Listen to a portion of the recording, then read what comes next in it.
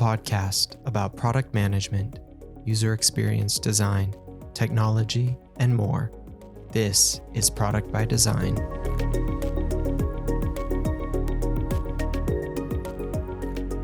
All right, welcome to another episode of Product by Design. I am Kyle Evans, and this week we are joined by another guest, Christina Weiss. Welcome to the podcast, Christina. It's great to have you.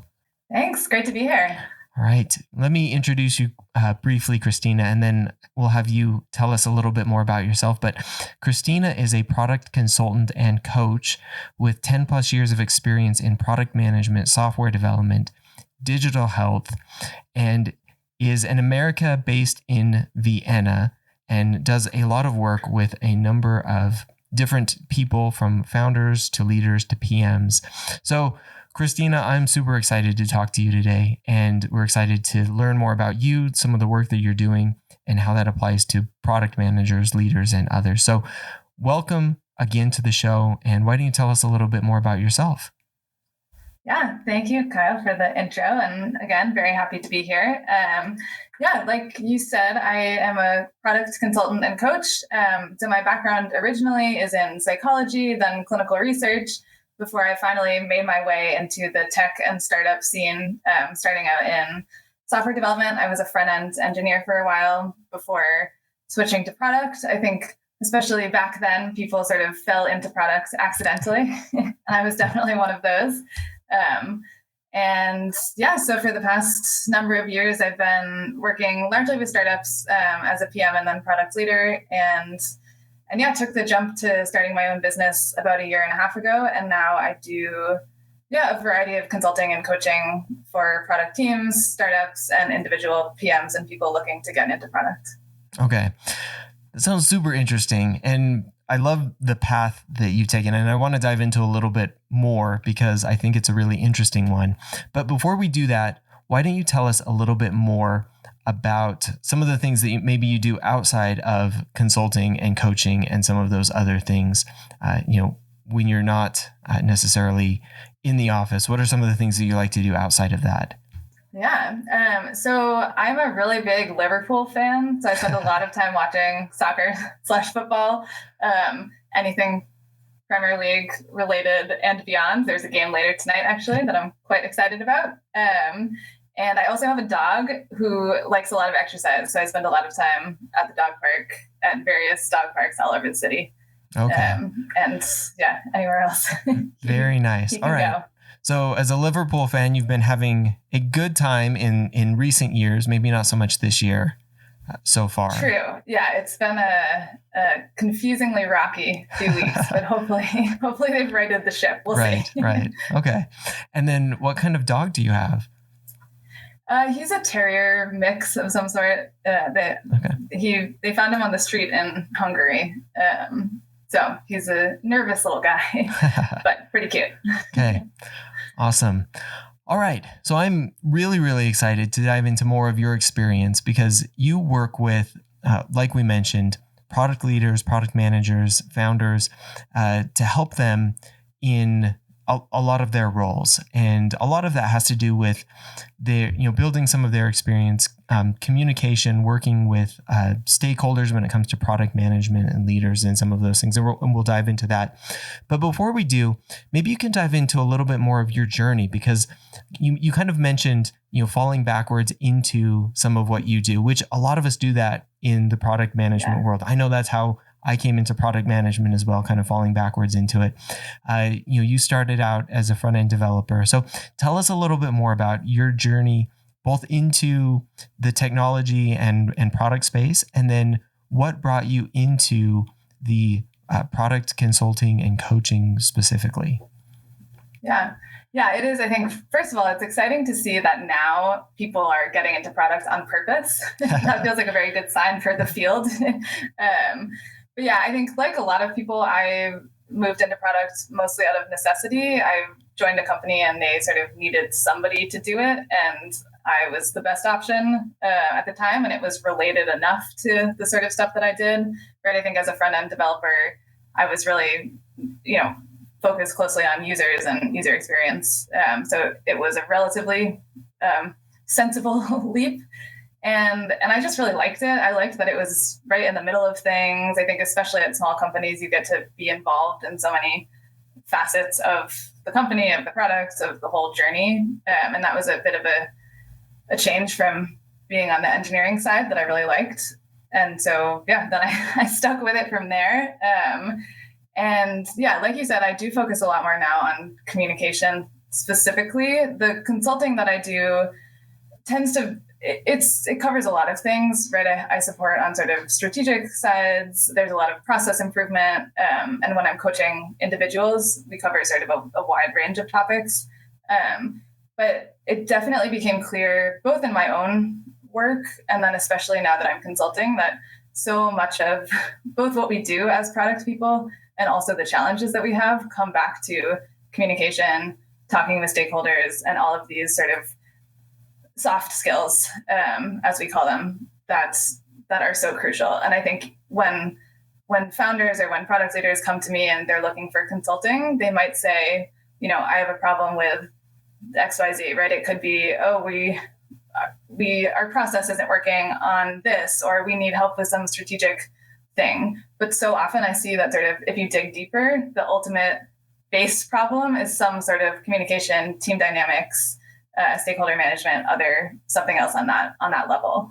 And that's, seeing that sort of over and over again is how I ended up focusing more heavily there, because I think it is really important. It's clearly really needed. And I think it's not something we talk about too much yet, generally, and especially in the product world. Yeah, totally agree. And I think that makes a lot of sense. So is that one of the biggest things? Well, let me step back for a second. So what are the biggest things that you see when people come to you and they want consulting or coaching?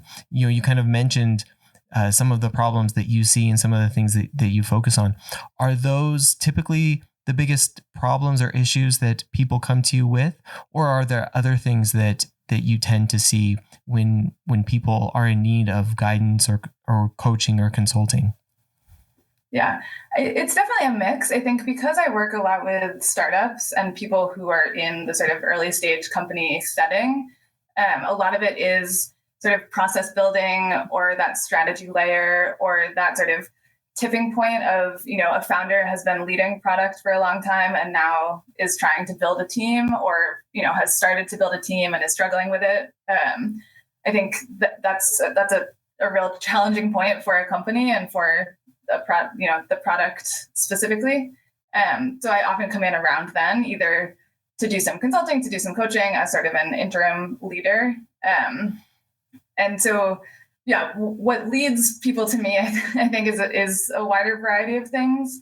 But a lot of it sort of ends up being around that time period. And a lot of it does then ultimately come back to some sort of process issue, communication issue, team issue, most of all. Okay. Yeah, I think that makes a lot of sense. And it's one of those things that we don't talk probably as much about. And probably because it's such a difficult thing. Well, when we do talk about it, I don't know, it feels like it's one of those very nebulous or difficult things to grasp or get a hold of. How do you really do communication well or stakeholder management well? How do you handle those things when they're so important, but it's such a gray area or such a difficult thing to kind of pull all together? So it's understandable that it becomes the core of so many problems, but also it becomes such a difficult thing to, how do you really address it when there's not like one thing that you can say, here, just do this one thing and it will solve all your problems. So exactly. Yeah, it's more complicated, I think. And it's also, it's a hard thing to sort of admit that you're struggling with, I think, more so than maybe a hard skill that you can pick up a book about or sort of delve into in a side project or something. It is sort of so ingrained and so nebulous, and that can make it hard to tackle. And I think we all sort of get into our habits. Companies have their habits and their sort of unwritten rules and norms, and all of that stuff, I think, can definitely make it harder to sort of get out of those ruts when you get stuck in them. Yeah. So when you're working with leaders or whether that's leaders of a company or product leaders or even product people in general, how do you kind of come around to addressing some of these things, whether it's, you kind of start with one issue or kind of set of issues, and then eventually come around to this idea of, really the fundamental thing here is communication or is another set of problems. How do you kind of work through those things and really get to the underlying issues that may be at play? Can you kind of walk us through how you delve into those types of things? Yeah, I think so. First of all, I do think that it can be helpful for me to be sort of an external person or a new person at that point, because I think, as I said, right, you get sort of stuck in your ways. We all do. And I think it's easier for somebody from the outside to see when that's happening. So a lot of it is really, as I have initial meetings with people to get to know them, to figure out, what they see as the challenges, how that fits into what, the leaders have said, what I've seen elsewhere. A lot of it starts to come up sort of organically. I think some people are more, aware of that sort of thing than others are. Right. So some people, might realize that there's certain communication issues happening. In other cases, I think it takes a little bit more digging. But it definitely, I think, if you're talking anything related to teams, right, it's always something that is going to come out. It might come out first in sort of more concrete ways, right? The engineers are always busy and they don't want to join these meetings, right? That is sort of a more specific example that I'm sure a lot of us have seen in the past. But I think that sort of more specific thing can speak to sort of larger problems or larger patterns that are part of that sort of more foundational problem. And I do think just starting that conversation goes a long way, because so much of it is really about sort of making it conscious and making it intentional. And if you can start talking about it, I think you already sort of set yourself up to start doing it more effectively. Yeah, that's really interesting.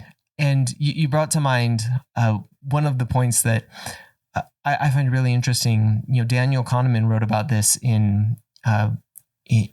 frequently, but in his book about having an external perspective and bringing in either somebody from the outside or taking an external perspective, so that when it's just your group, you kind of have the built-in perspectives that everybody has, but bringing in somebody from the outside or taking that outside perspective and applying it to the group so that you can get outside of just what you have within either your team or your company and see things differently, because it can be really difficult to do that when it's been so ingrained, and not that that's the fault of anybody, but bringing in a different perspective to help you do that and say, okay, we've been at this for a long time.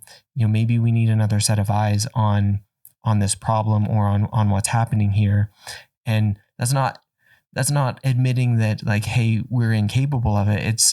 It's just the idea that, we need another perspective on what we're doing to maybe help us see things differently, which is kind of what you were saying, that, how can we apply that idea to either processes that we have or problems that we're trying to solve, and not get stuck in the way that we're constantly thinking about things, and kind of avoid that groupthink that tends to happen if it's always the same people kind of solving the same set of problems and not ever having an outside perspective kind of looking at something in a new way. Yeah, and I think that is a good point, right? This is not to say that, a team is doing something totally wrong and I'm coming in to save the day. I think, you could put anybody in my communication settings, and I'm sure they would find a lot of things to critique as well. But yeah, I think it's just helpful to sort of, first, I think, to kind of force the conversation, because it's easy for communication issues to be sort of, important but not urgent. And yeah, like you said, I think having that external eye as well. And I think a lot of it is just, as I said before too, like just making it intentional and a topic. So I'll often have people that I work with do a DISC profile, which is one of those sort of personality type test assessment things that I find helpful. Is, it's of course overly simplistic, but it can be helpful to sort of bring about a shared vocabulary and to get people talking about, this is the way that I work and communicate. And I think that gives you a better perspective on how it is for others, or to do something like building your own sort of personal user manual, right? So here's the way that I like to communicate, how I like to give feedback, that sort of thing. I think just getting people thinking about these topics and talking about them really does, go a long way to making it easier and smoother. Yeah. I think that's absolutely right. So I've always put good communication in the top 4 like attributes of good product management and probably really good leadership. Like that's one of the most important things, I think, for everybody. For you, what does good communication look like? And what are some ways that we can improve our communication skills as product people, as leaders, as really anyone within an organization? What are some things that you focus on, and how can we improve those? The ultimate question, I think. Definitely a good one. I think, just understanding what good communication is, I think can be a challenge. When I think about it, and when I talk about it, I think I try to focus on thinking about the listener or the receiver, right? So it's not just about the message that somebody is sending. It's about sending it in a way that is going to be effectively received by the person receiving it. Which I think we all sort of know and try to do, maybe subconsciously, but is, harder than it should be, or harder than we think it is, because we all, in product, in leadership, in anything, right? We all have different perspectives. We come from different places. We have different backgrounds. There's so much that plays into, how people are receiving that message. And I think there's also a fine line between, adjusting how you communicate to make it more effective for others and sort of totally changing everything about the way that you, work and speak. Right. But I do think that starting again with that sort of intentionality and consciousness goes so far to being able to improve it easily. Because like you mentioned earlier, I think it is a really nebulous topic, and it's hard to say, just communicate better or just do this differently. And I think there are some sort of more concrete, more simple things that we can do that go a long way to making the rest of it easier without it being so nebulous. I think especially for us product people, we like frameworks, we like some guardrails, and how can we sort of put that into place in communication too? So I think that sort of that intentionality and self-awareness goes a long way. Like I mentioned with sort of DISC profiles or creating your own user manual, I think if you can start to understand how you yourself communicate, first of all, you're able to sort of understand that then more effectively about others. And it also gives you that vocabulary to start talking about it. So, for example, I'm someone who really struggles to give feedback on the fly. So I know that about myself, right? So if I have hard feedback I need to give to somebody, I know I will do better if I have time to sort of sit alone, think, write some things down, and then present it. And knowing that about myself, first of all, makes me more effective at giving feedback. But it also, I think, keeps me more aware about other people and the ways that they might have, right? I know that that's not everybody's way. And how do we sort of find that balance, I think, is what it's all about. But understanding sort of where you come from can go a long way to figuring out where others can come from. And I think similarly, you can ask, right? This doesn't have to be sort of a big secret that everybody has.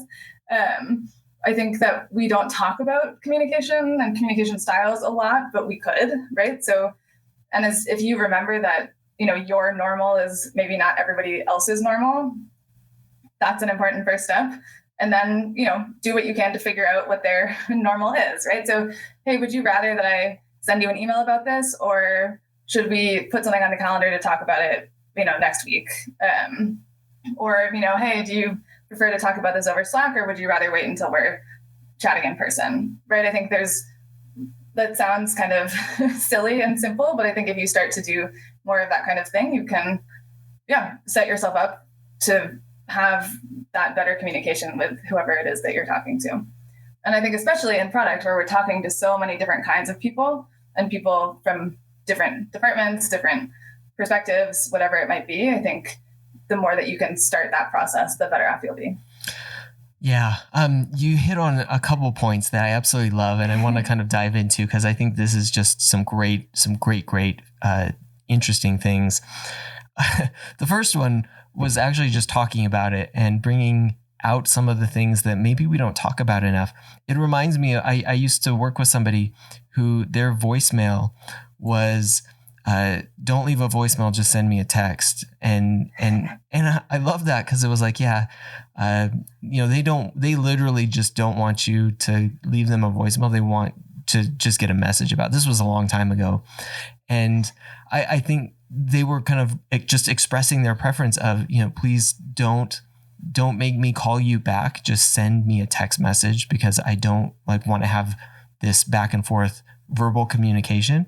And that's kind of what you're saying is like, hey, let's just talk about how we want to communicate and get that out in the open so that we can understand each other, like how our communication preferences are maybe different and how we can best accommodate that and understand each other. And then there's that understanding of each other and understanding of ourselves. And you were talking about how you understand your communication style. And that kind of echoes mine as well. Like I know for a fact, like I'm not an on the fly type person. I'm a much more, I'm the style that needs to have a moment to think about things, let it set and gather my thoughts and then give feedback. So in the moment of meetings and things like that, I'm probably not going to be the one who has like a whole bunch of stuff that can just like rattle off when something is brand new. But once I've had a minute to think about it and gather my thoughts and, maybe put a few notes down, then I'll have things to give feedback on and give thoughts on. And there may be lots of people like that. And there may be others who just like on the fly can give just lots of pieces of information or feedback with little to no preparation. And those are different styles of communication and different styles of feedback. And we have to understand the differences, and just getting that out and talking about it lets us understand ourselves and then understand each other so that we can have those conversations and just better communicate with each other. So I love that. I think that it starts to we can start to have the conversation and then start to have better communication, starting with understanding ourselves and then understanding each other. Exactly. And I think, and of course, an important caveat is that it's not always, you can't always put yourself in that situation or that other person in the situation that's going to be best. And sometimes it's not, it's not worth doing. Sometimes you have to work around it. But I think understanding that and setting yourself up to do it well when you can goes so far. And I will say one thing that actually really added to my interest in communication and I think made me think about it so much more was moving abroad.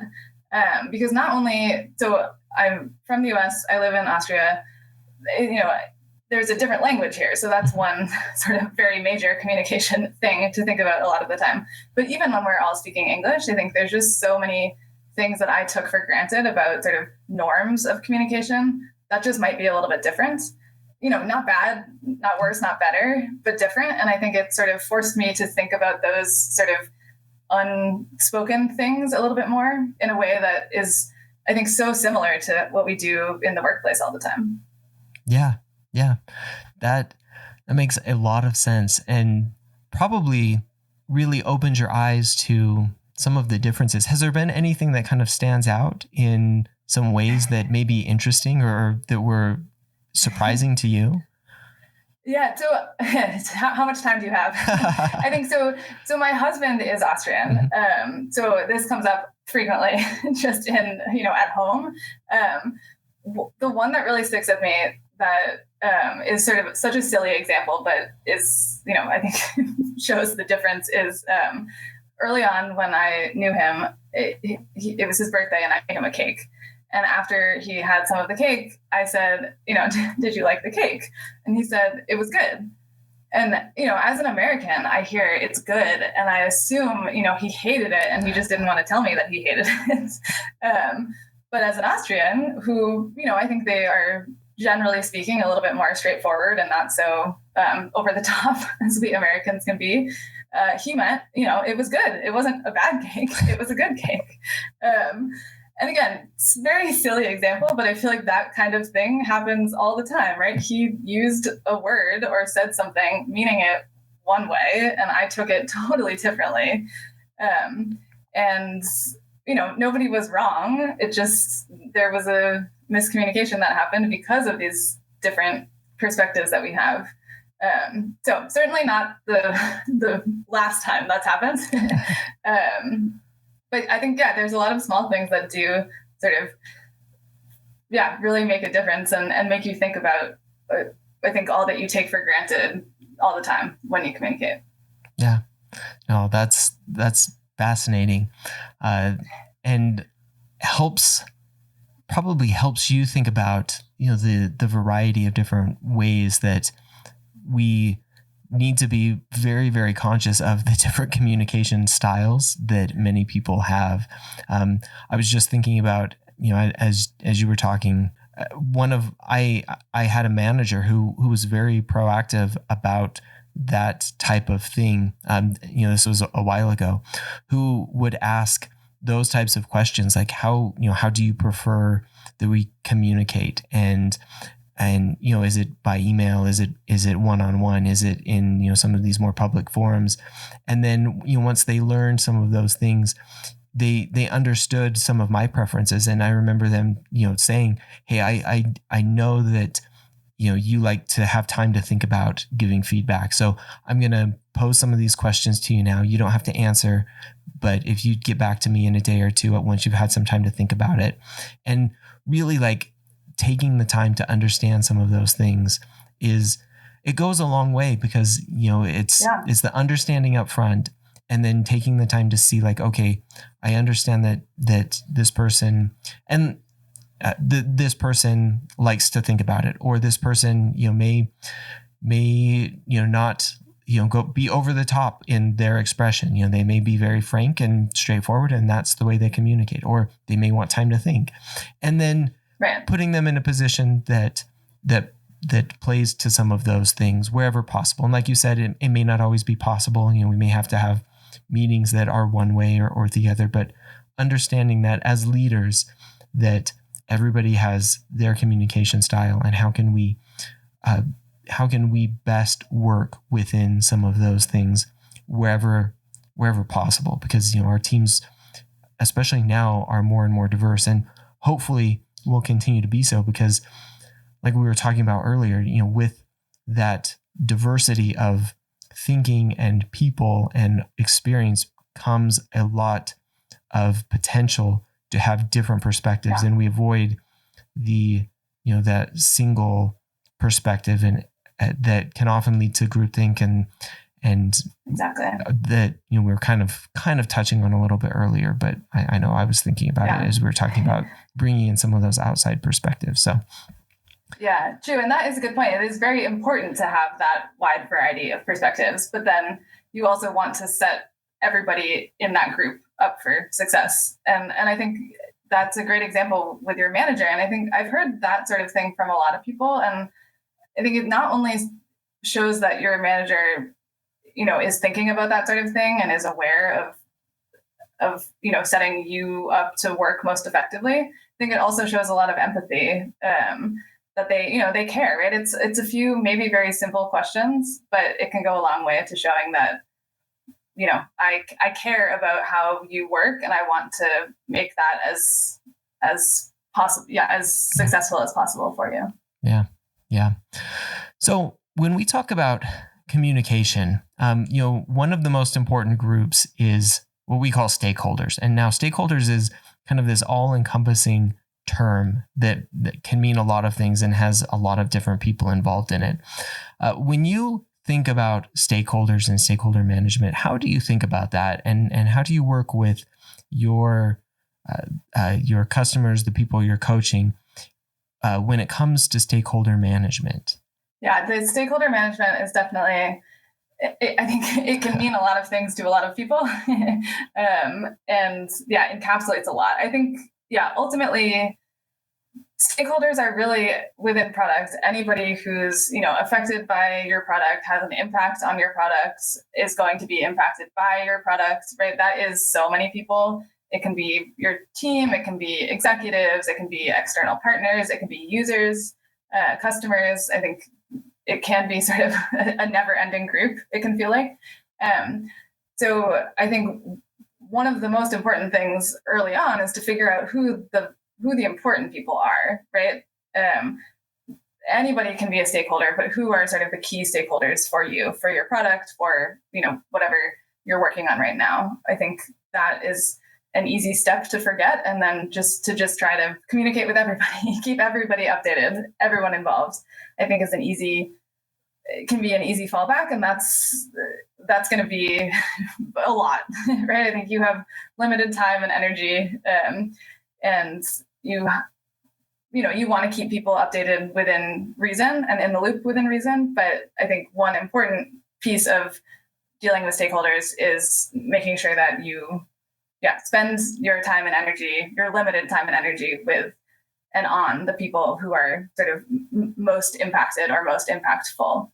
And I think, the communication with them, then I think a lot of what can make it effective is going to be similar to what we've talked about so far, right? Understanding who they are, where they're coming from. I think, especially in the stakeholder sense, that's so crucial, right?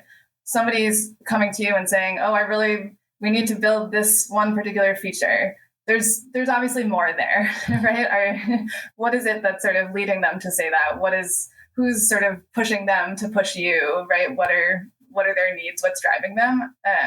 Understanding all of that, in addition to communication style and way of working and all of that, is going to make your lives and their lives a lot easier. But yeah, I do think ultimately so much of product is translating between different stakeholders, which is, I think, is easy to think of as sort of a secondary piece of the job, but is really so crucial, right? You can't build your product without stakeholders, without keeping them in mind, without pulling in their expertise, without updating them as things happen. So they're very important, and the way that you communicate with them is going to be very important too because of that. Yeah, I really liked the point that you talked about there about prioritizing, because part of product management, and probably one of the most difficult parts, is prioritization, and we do it within the product itself, and that's very, very difficult often. But doing it within our communication and our stakeholder management is also very, very difficult, but also necessary, because kind of like you mentioned, we can't communicate everything to everyone all the time. And so understanding what is most important as far as the communication, and also as far as the stakeholders go, and how can we prioritize that, because there's not infinite time and there's not infinite ability to communicate everything out. And so where is the time best spent? I think that's a really, really important part, because I think most product people want to do everything and be everything to everyone, but having that prioritization framework as far as who are the key people, what are the key things they need to know, and then really hitting those things home is probably one of the most important things, so that it's not this endless cycle of, we're trying to let everybody know everything that's happening, and it's the most important people are kind of taking priority. And that may not always just be executives. We're not talking like, hey, executives are the most important, but the most important people to the product who may need to know things. And often that can be other departments. It depends on the product and depends on what's happening, but who are those key people like you were talking about? Yeah. Yeah. And also not just who you need to inform, but who is really heavily involved, right? Who are you sort of co-creating with, who is providing a lot of input.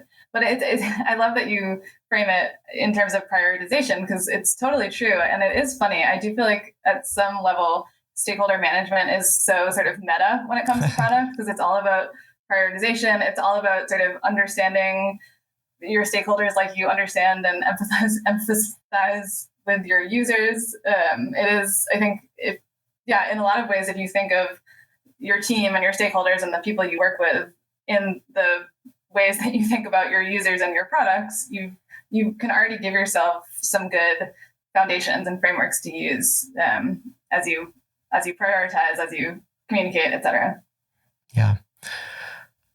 What would you say are some of the biggest challenges or difficulties you see with stakeholder management with some of the people that you work with? Is it some of the things that we've talked about, or are there other things that come up frequently with the people that you coach and work with in what you're doing?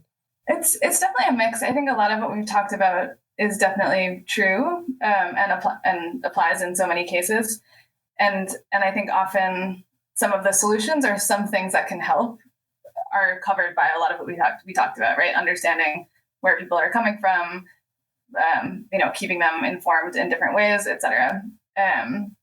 But there's definitely others. I mean, I think a challenge can be often that stakeholders aren't sort of involved early enough, right? If you aren't talking, to your sales team or to your engineers or to other departments, early enough, I think it's going to get more complicated for all of you, right? I think that's where you end up getting a lot of this kind of defensiveness and tension between teams, and I think oftentimes just looping people in a tiny bit early on can go a long way.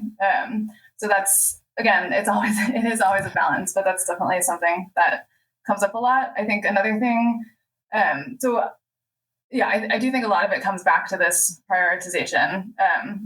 One framework that I find really helpful for that is the power interest matrix, which is basically you just are sort of mapping your stakeholders based on how powerful and interested they are, interested in sort of, the everyday in the weeds, not sort of in general. Because I think, again, it can just be helpful to give you a sense of, where do you want to focus your time and energy? But of course, then you end up in situations where, you feel like a stakeholder should be in one particular box, but they think that they're more powerful or more interested. And how do you handle that sort of discrepancy? And that's, I think, a frequent challenge. I think first and foremost, realizing that there is a discrepancy is a helpful first step. You can figure out, right, is it worth the time and energy to sort of start to nudge them in a different direction? Is it easy enough to involve them in different ways, right, depending on your relationship with them and many other things. But I think that's something that comes up a lot as well, because stakeholders are complicated because stakeholders are people and people are complicated. And that's why, I think so much of this can be challenging, even if you've done it, a million times, because it's always something new and always people, wanting to be involved. Yeah. Have you ever had to deal with a really difficult stakeholder, or ever had to coach somebody through dealing with somebody difficult, and what has been your advice or ways to manage that, and what advice would you give to somebody dealing with somebody who may be particularly difficult as a stakeholder, as somebody who's involved in a product? It's a great question. I think I'm sure we can all think of difficult stakeholders as you say that.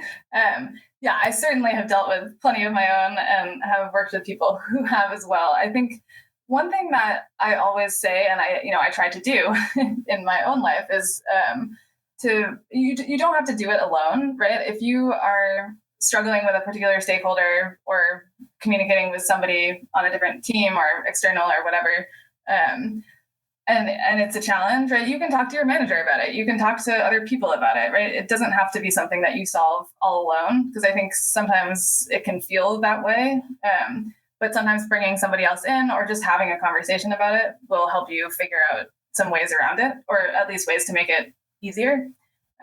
One thing I think that can be really challenging is figuring out sort of what is the line between difficult stakeholder and somebody who is just being sort of, rude or inappropriate. Because I think, we have to put up with difficult stakeholders. We shouldn't have to put up with people who sort of are crossing lines.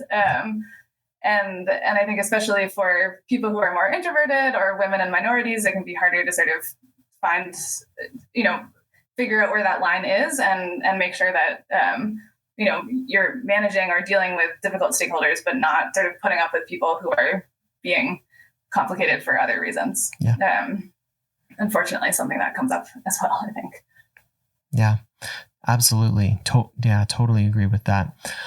All right. What, kind of going along those same lines, what advice would you give to somebody who is either getting into product management or hoping to get into product management?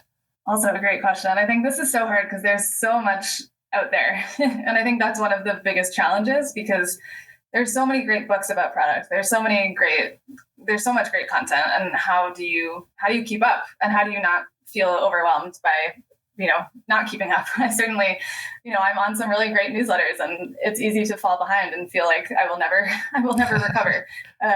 So my first piece of advice is always just to try not to get too overwhelmed and know that there is a lot out there. You don't have to know it all, right? Find the things that sort of resonate with you or that interest you, and focus your time and energy there. You'll learn as you go where you might need to read a bit more or work a bit more. But don't feel like you have to read every single book about product management before you even get started. Especially because, as we all know, once you're in the real world, things are going to work a bit differently. So give yourself some slack when you can. And I think another thing, especially on all these communication topics, is to remember that so much of what you've done outside of product is going to be helpful and is going to be relevant, right? So you might be on your first day as a junior product manager, but if you've worked, if you were a waitress, or if you, babysat, or if you worked, as an engineer, right? I think there's so many other roles you could have that are going to serve you well in products, especially when you talk about communicating with lots of different people and dealing with stakeholders, and being involved in so many things and wearing so many hats. So I think it's definitely, people who are new and people who are looking to break into product should not underestimate how many skills they have and how much stuff that they've done that is going to help them as they go forward. Yeah, that's definitely true. It's a lot to take in and a lot to kind of bring all together, but it definitely don't get overwhelmed. I think that's great advice. Yeah, easier said than done, always, but for sure. All right, did you have any final thoughts or anything else to kind of add to any of the things that we've talked about or didn't talk about before we kind of have a couple wrap-up questions, but before we kind of wrap it up, anything else to add to any of the topics that we've kind of gone through?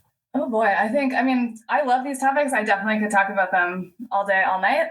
But I think we covered a lot of good things. I think we didn't talk so much about leadership and how this fits into that, but I think you referenced it at one point, and it is so true. I think this is not just for PMs, not just for product people in general, but I think all of these skills and all of these topics are so, so important if you have any sort of leadership role as well.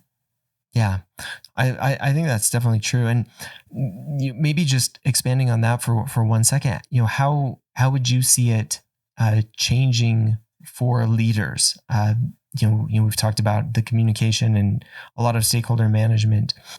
What are some of the similarities and differences between those things, especially with some of the people that you're working with?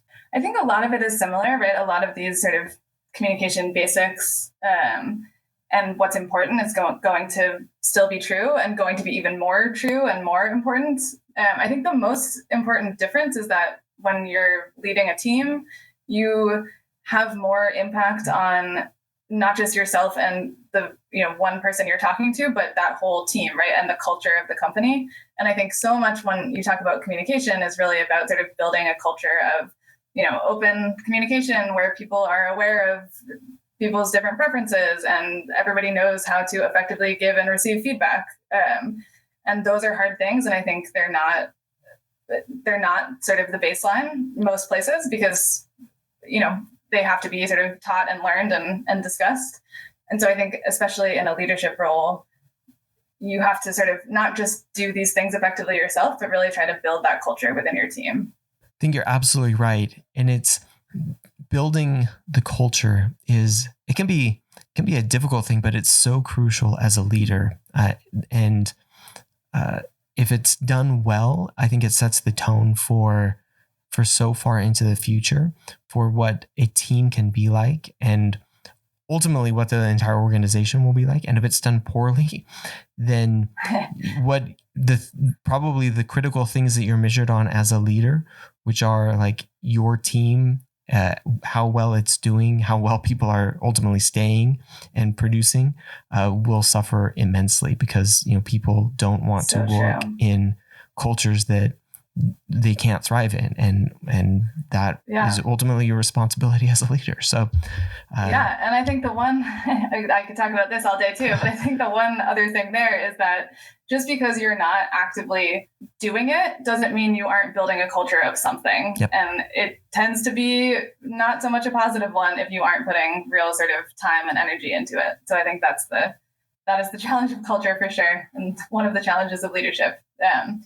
But definitely an important piece of the puzzle. Yeah, absolutely. Absolutely. Well, Christina, this has been an absolutely amazing conversation. I've got a couple questions to kind of wrap things up. So we usually wrap up with some shout outs and or gripes if you have them. But have you watched or read or listened to anything recently that you found particularly interesting and would like to share? Yeah. So first of all, thank you as well. I really enjoyed talking about all of this stuff. I have not read or watched anything product related in the last little bit. But the first thing that comes to mind when you say that is I just recently watched the Netflix documentary about D.B. Cooper, who's that guy who like hijacked a plane in the 70s and jumped out of it with a bunch of money, which was fascinating. So not necessarily communication related or product related, but certainly interesting. Nice. Okay. I haven't watched that, but I'm somewhat familiar with the story and it just sounds absolutely crazy. So I might have to watch that one because that's just, it sounds like crazy. Super fascinating. All right. And somewhat product related, do you have any shout outs to any products or shout outs or gripes to any products that you may be using that you're enjoying or not enjoying right now? Yes, one of each actually. The one that I'm enjoying is a hardware product. I recently got a Nespresso milk frother, which is a ridiculously overpriced single-use kitchen item that I am absolutely obsessed with. It makes hot foam for cappuccinos. It makes cold foam for iced coffee. And it was worth every penny. So that is definitely the one I'm enjoying the most. It's made the mornings a lot more fun. Not enjoying it, not one specific product, but I think something I've encountered a lot lately that has driven me so crazy is really, really poorly made forms online, right? Whether it's trying to check into a flight or trying to, register for something. I feel like it doesn't have to be fancy. It doesn't have to look pretty, but there's some real basics about forms that are not that hard that should work, right? I should know if this question is required. I should be able to read the button. I feel like that has come up far too often lately and is my biggest gripe of late for sure. Yes. Yeah, I absolutely. I was actually just going through a form and was experiencing some of those exact same things. Like, why can't I move forward? And it was because there was a hidden required field. And it was like, why is this required? And why are you not showing that to me? I totally agree. Exactly. It's so frustrating. Yeah. Okay. Yep. All right. Well, thank you for those. I think those are great. Christina, this has been an absolutely amazing conversation. I've loved everything that we dove into. I'm sure we could dive into a whole bunch more over another few hours probably, but really appreciate your time and all of your experience and everything that you shared. Where can people go to find out more about you, your coaching, consulting, anything else that you are working on or doing right now? Yeah. So I can be found at my website, which is ChristinaKWeiss.com. And there's a variety of ways to get a hold of me there. And I'm also teaching a class on these topics. So if anyone is interested in learning more about communication and stakeholder management and talking to other PMs about the challenges and things that work well or not well, that is something that they should look into, that you should look into. And that can be found on my website as well. And hopefully I can share a link to the course directly too. Okay, awesome. Yeah, we will have the links to all of that in the show notes. So check those out in the show notes below. And again, Christina, thank you so much. This has been a great conversation, and it's been great to have you on. So thank you again, and thank you everybody for listening. Thanks again for listening. If you like the show, be sure to follow or subscribe on your favorite podcast app. You can follow the show on Twitter at ProdByDesign. That's prod_by_design. You can follow me at Kyle Larry Evans on Twitter as well. If you want more product conversation, check out my newsletter, Product Thinking, at productthinking.cc. You can follow me on Medium at Kyle Larry Evans as well, or check out my Medium publication, Product by Design. Thanks again.